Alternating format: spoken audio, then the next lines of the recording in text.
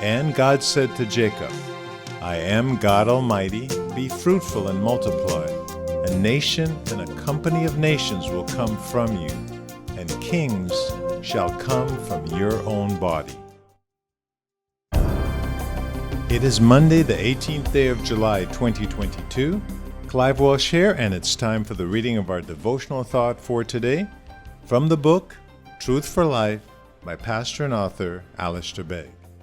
Today's devotional thought is entitled God's King. And the verse today, Genesis chapter 35, verse 11, and it reads, And God said to Jacob, I am God Almighty, be fruitful and multiply. A nation and a company of nations will come from you, and kings shall come from your own body. That's Genesis chapter 35, verse 11. Alistair Begg writes, The book of Judges tells the story of the Israelites in the Promised Land after the death of their leader Joshua. It's a depressing story because the people very quickly rebelled, becoming a cycle that repeats itself throughout the book. First, the people sinned. Second, God allowed them to be defeated and oppressed. Third, they cried for help. And fourth, God intervened by raising up a judge or leader to defeat Israel's enemy and restore peace to the land. But peace never lasted for long before the sequence was repeated. Throughout the period of the Judges, Israel was collapsing religiously, socially, morally, and economically. In response, the people started to think that life would be a lot better if only a king was appointed, as God had declared to Jacob one would be. Yet, seeking to be like the nations around them, they rejected God's kingship, the very thing that made them unique. They wanted a monarch instead of a theocracy. And, rather than looking for a king who would govern under God and lead them into obedience to his rule, they were looking for a king who would rule instead of him. Remarkably, despite the sinfulness of the Israelites' motivations, God fulfilled their requests.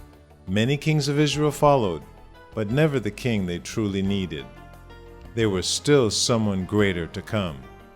In a way that only he could orchestrate, God used the people's short-sighted demands for a king like those of other nations to fulfill his ultimate purpose for a king who would one day rule those nations.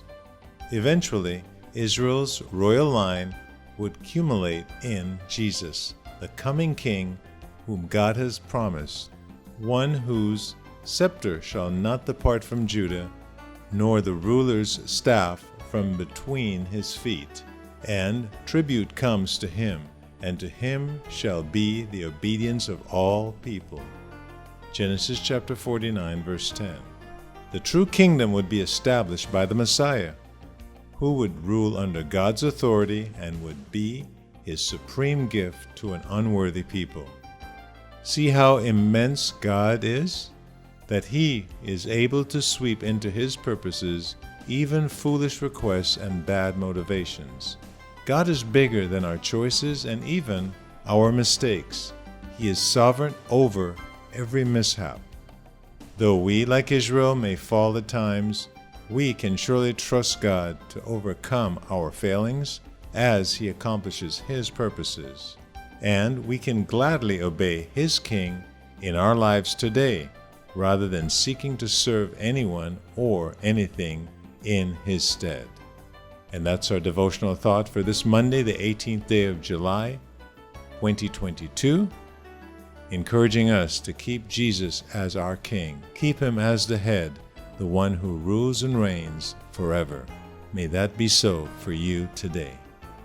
And that concludes the reading of our devotional thought for today, trusting that God has ministered to you through it.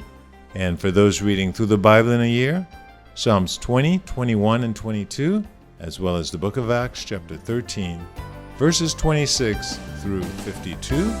Clive Walsh here. May God richly bless you.